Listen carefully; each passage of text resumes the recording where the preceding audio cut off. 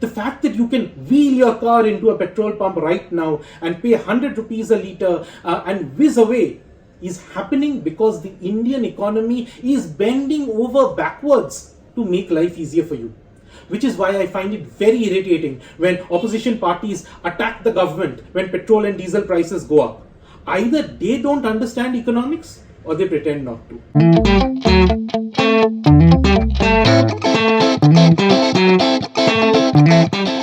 Oil is on the boil. And the reason why most of the public have no idea about this is because petrol and diesel prices haven't moved at all. But make no mistake, the Indian economy is under a lot of stress right now. Just see how much oil prices have gone up. From around $75 a barrel in June, it has zoomed to around $95 at the time of filming this video. That's close to a 30% rise in the past few months. And just to give you an idea of exactly how serious these levels are, here's how oil prices have been in the last decade or so. We are getting uncomfortably close to previous peaks. So when oil starts approaching $100 a barrel, for the Indian economy, it's the equivalent of shit hitting the fan. And, well, the government tries to prevent the shit from hitting the consumer. It acts like a dam. For those of you who are Game of Thrones fans, this is a bit like Hodor holding the door to prevent zombie White Walkers from taking over. Hold the door!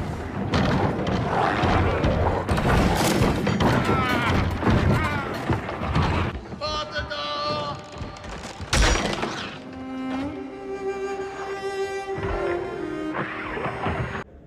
Still emotional about that scene. But first things first, what's causing oil to boil? Well, like most things economics, everything boils down to demand and supply. And by the way, this is a gross simplification of a lot of complex dynamics at play, but it's meant to give you a very, very basic idea of what's going on. So if countries that are large consumers of oil, say US, Europe, China, India, demand more oil, that is their economic growth is stable, people are driving more cars, taking more flights, producing more things, well then demand for oil is also higher and price of oil increases. However, prices can also increase if oil producing countries restrict supply. And when both happen at the same time, well, that's pretty much the worst case scenario. So there is a grouping of large oil producing countries called OPEC Plus, Organization of Petroleum Exporting Countries. And this accounts for a bulk of global oil production and kind of gets together to agree on how much oil to jointly supply to the global market from their side. Sometimes they restrict supply because they anticipate demand to fall, and sometimes they do it well because they need the money. But they also don't want to increase oil prices so high that it causes a slowdown for the global economy and demand for oil starts to go down. Now, since 2022, the OPEC Plus has been cutting oil supply. Recently, Saudi Arabia and Russia decided to cut their oil production by another 1.3 million barrels per day until the end of 2023. How big is 1.3 million barrels? Well, the increase in global demand of oil this year versus last year is estimated to be around 2.2 to 2.4 million barrels per day. So 1.3 million barrels per day cut isn't small at all. Estimates suggest that the global oil shortfall, so the global demand for oil minus supply of oil in Q4 2023, so October to December, is going to be in excess of 3 million barrels per day, which is the highest in a decade. Recently, we also got news that US crude oil inventories have reached historically low levels. And so oil prices are shooting sky high. But how does this impact India? Well, India imports around 85% of its crude oil requirements, and basically from wherever it can get it cheapest. This came under a lot of focus, by the way, after the Russia-Ukraine conflict, where despite pressures from the West, India was and well continues to remain happy to buy discounted oil from Russia. However, these discounts may be coming down for India. The remaining 15% or so of our national requirement of crude oil comes from local oil producers, also known as upstream oil companies like ONGC or Oil India. Now, crude oil is refined into various forms of fuel like petrol, diesel, jet fuel, etc. and sold by oil marketing companies or downstream companies like Indian Oil, Bharat Petroleum. Now, this is where it gets interesting. if Saudi Arabia cuts oil production and international crude oil prices go up, then an upstream company like ONGC, that's in the business of crude oil production, can sell its produce at higher prices. So it makes a lot of profits. Now, in theory, Bharat Petroleum, a downstream company, should also be able to sell its refined petrol and diesel products at higher prices. Now, for the stuff that they export, yes. For the stuff that they supply to the domestic market, no. And that's because the government leans onto these public sector companies and tells them, सुनो, जरा adjust कर लो, हम बाद में देख लेंगे. कैसे देख लेंगे? Well, it's a classic जुगाड़ solution. The government essentially has 4 options. 1, pay the oil companies out of its pocket. Not a great thing to do, because ultimately it's we the taxpayers that are paying for it, and we the citizens that are losing government spending in other productive areas like say roads and railways because of it. And guess what? Fuel subsidies tend to get addictive. Every time oil prices go up, people start to expect that the government will step in.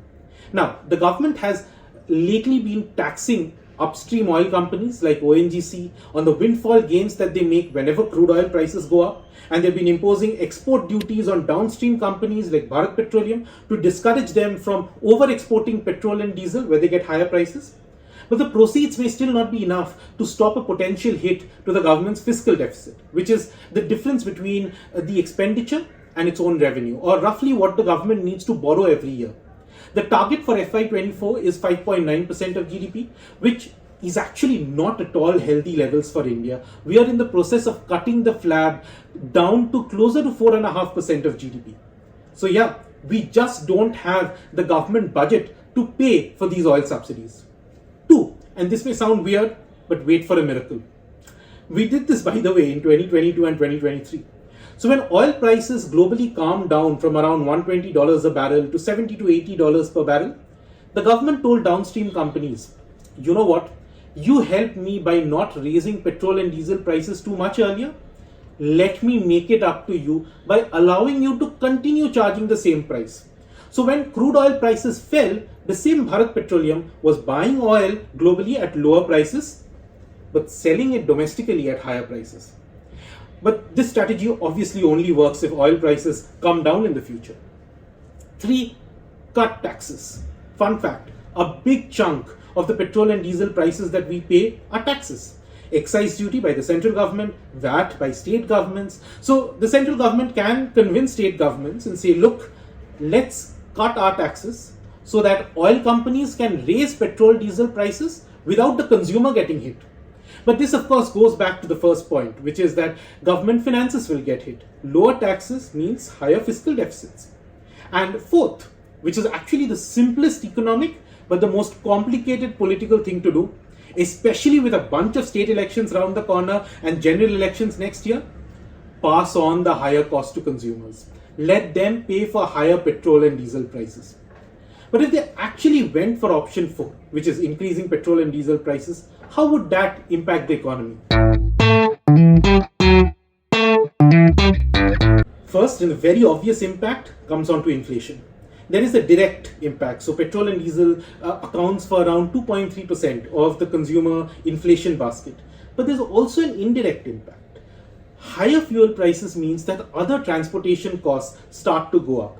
Buses, autos, cabs, trucks, airfares all come under pressure. And if your transportation and your industrial input costs are escalating, then you could be in any business. You could be selling pressure cookers or salon services or even apartments. Your costs go up, and so you're more inclined to pass these costs on to consumers. The RBI estimates that every 10% rise in crude oil prices, if it's directly passed on to consumers, can increase overall inflation by 0.3 percentage points. Now, 0.3% might seem small, but it isn't. India's consumer inflation is kind of flirting at 6% levels currently, way above the RBI's target of 4%. In fact, we've done a previous episode of The Bond Economist on this. I'll leave the link at the end.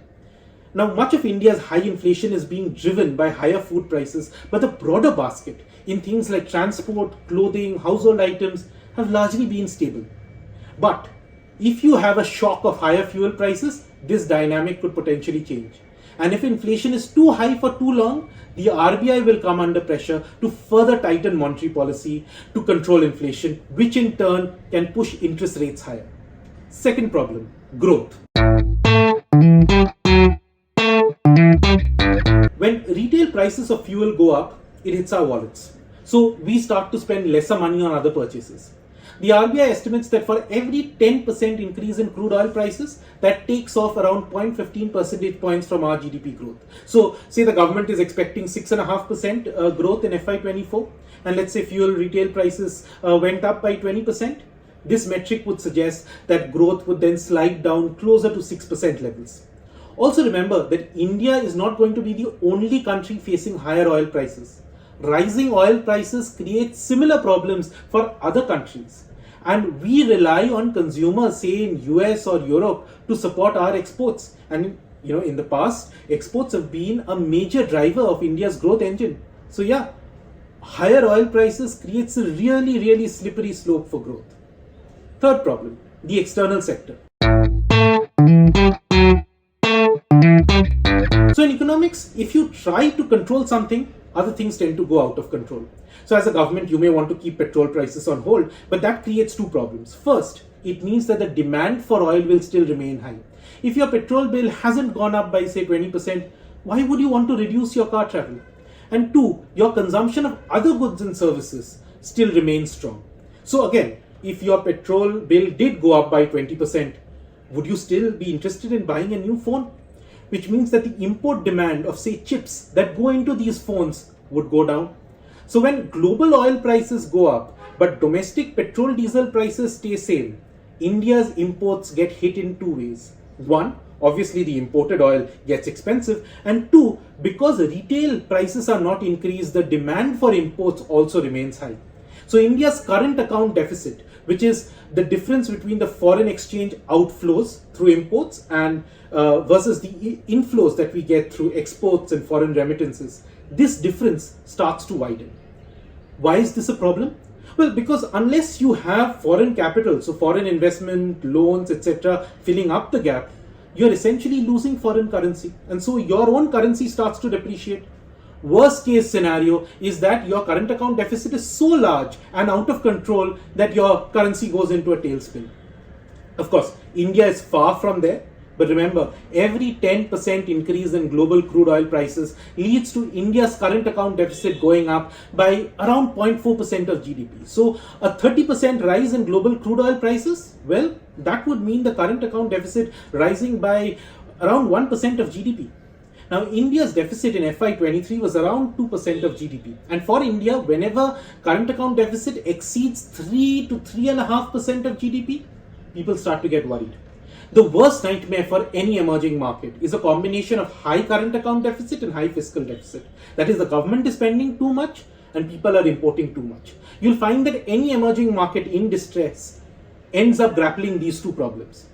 And the thing is that oil prices tend to bring out the worst in both these deficits. So please understand, the fact that you can wheel your car into a petrol pump right now and pay 100 rupees a litre and whiz away is happening because the Indian economy is bending over backwards to make life easier for you. Which is why I find it very irritating when opposition parties attack the government when petrol and diesel prices go up. Either they don't understand economics or they pretend not to. For more such insights, like, share and subscribe to The Bond Economist.